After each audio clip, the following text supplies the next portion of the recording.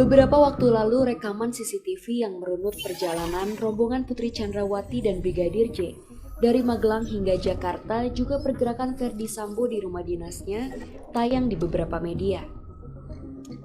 Lewat verifikasi dengan metode yang cukup sederhana melalui sinar matahari dan bayangan, kami mendapatkan sejumlah kejanggalan pada rekaman CCTV tersebut. Meski Polri dan Komnas HAM telah mengakui adanya rekayasa, tapi mereka belum detail menjelaskan bagian penting dalam kasus pembunuhan ini. Rekaman CCTV yang beredar luas itu memang hasil manipulasi. Jelas rekaman tersebut menghapus banyak scene. Hal itu masih jamak dilakukan karena rekaman berdurasi amat panjang. Sampai di situ, manipulasi masih bisa dikatakan wajar untuk kepentingan meringkas durasi. Tapi menjadi tidak wajar jika dilakukan bukan untuk meringkas durasi, melainkan membuang elemen-elemen penting baik berupa scene tertentu atau objek tertentu dalam frame. Manipulasi yang ini termasuk juga dengan menambahkan elemen-elemen baru atau objek tertentu dalam frame. Misal, mengedit timestamp CCTV. Untuk mengecek lebih rinci, bisa dilakukan metode localization tampering, yakni analisis frame by frame, menghitung histogram dan menampilkan grafik histogram. Karena rekaman CCTV yang beredar adalah gabungan berbagai rekaman yang dijadikan satu, sulit untuk localization tampering. Dalam kasus rekaman CCTV di seputar kediaman Verdi Sambo, cara lain ialah memverifikasi timestamp yang ditampilkan dalam rekaman CCTV. Kami mencoba melakukannya melalui sinkronisasi arah bayangan matahari. Foto ini didapat YouTuber Anjas Asmara. Diduga kuat foto itu diambil sebelum rombongan berangkat dari Magelang. Mobil patwal ini identik seperti yang muncul di CCTV. Foto itu diambil di depan rumah Sambo di Cempaka Residence. Kamera mengarah dari titik ini ke arah ini. Mobil ini menghadap dari timur ke barat. Jika disinkronkan dengan jam matahari, maka foto ini diperkirakan diambil sekitar jam 9.30. Analisis yang sama juga kami lakukan pada CCTV dalam perjalanan di batas kota utara Magelang. Speedcam Tol Semarang KM 431 dan rest area KM 86B di Tol Palimanan. Begitu juga pada rekaman CCTV saat Verdi Sambo pulang ke rumah. Rekaman ini disebut terjadi pada 15:29 waktu Indonesia Barat. Ini sinkron dengan jam matahari pada masa tersebut. Sambo tiba di rumah semenit kemudian. Lalu CCTV berikutnya menggambarkan rombongan dari Magelang datang pada 15:41 waktu Indonesia Barat. Di situ Putri, Yosua, dan Richard Eliezer terlihat turun dari mobil lalu melakukan tes PCR. Jam 15.49 adalah kali terakhir Yosua terlihat di CCTV. Dan kejanggalan itu pun muncul. Pada 17.05 Putri disebut pergi ke rumah dinas menggunakan MPV hitam. Laju gerak mobil ini terekam CCTV di sebuah rumah di Jalan Duren 3 Barat. Dalam rekaman itu, MPV yang ditumpangi Putri terekam pada 17.09. Jika mengecek bayangan matahari, waktu dalam CCTV itu tidak cocok.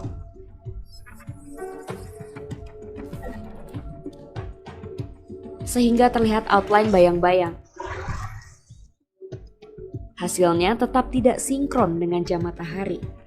Kejanggalan lain pun muncul pada rekaman berikutnya. Menyusul Putri, Sambo terlihat keluar dari garasi rumah di Saguling pada jam 17.10.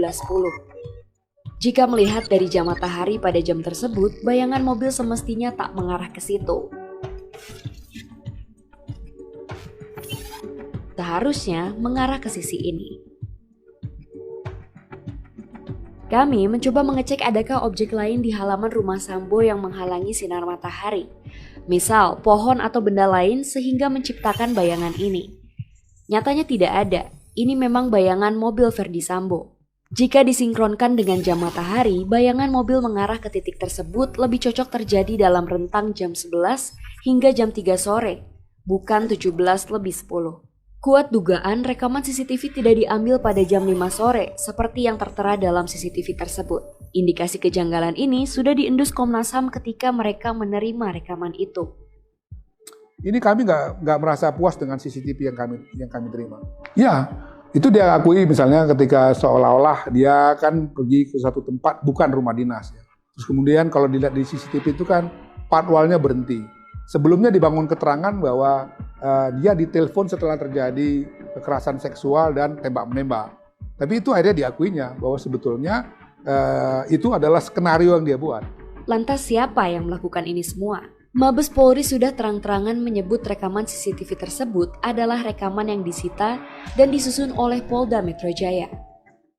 Pada tanggal 22 Juli, PMJ melakukan prarekonstruksi di Aula BPMJ dengan didasari CCTV di rumah pribadi Saguling yang ditemukan oleh mereka dan sekitar TKP Duren 3 dengan berita acara pemeriksaan yang telah dilakukan oleh Metro Jaya berdasarkan hasil analisa penyidik Polda Metro Jaya. Saat itu penjelasannya Saudara FS tidak di TKP. Selanjutnya, pada tanggal 23 Juli dilakukan olah TKP gabungan Polda Metro dan Bareskrim untuk melihat kesesuaian hasil prarekonstruksi.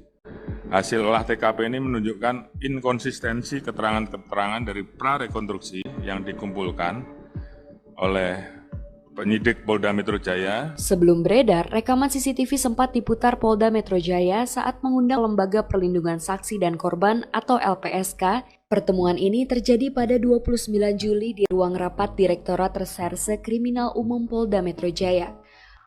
Yaitu di 29 Juli itu ada rapat halnya tentang perlindungan korban kekerasan seksual perempuan dan anak.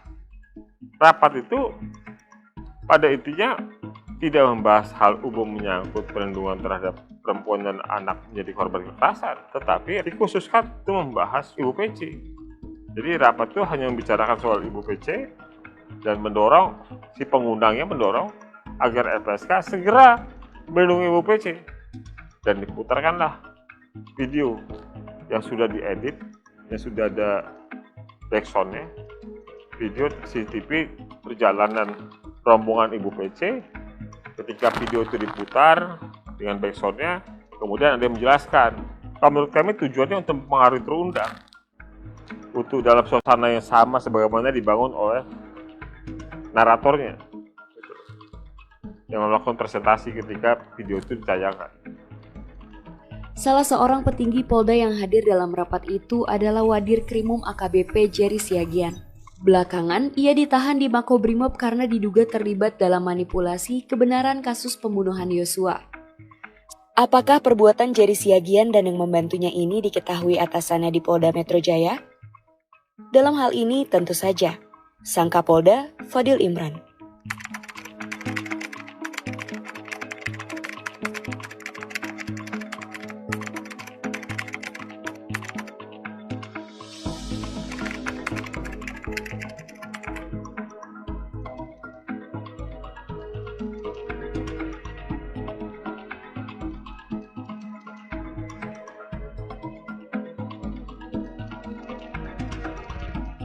Hai, saya Akwam, salah seorang produser yang terlibat dalam proyek liputan ini. Proyek ini melakukan pengujian atas video kronologis yang awalnya dipublikasi oleh 2 televisi. Seluruh materi dan tools yang dipakai dalam proyek ini bersifat terbuka, sehingga siapapun bisa mencobanya. Selama beberapa tahun terakhir, kami intens membuat laporan investigasi yang berbasis sumber data terbuka. Beberapa di antaranya kamu bisa tonton dengan mengklik video di layar.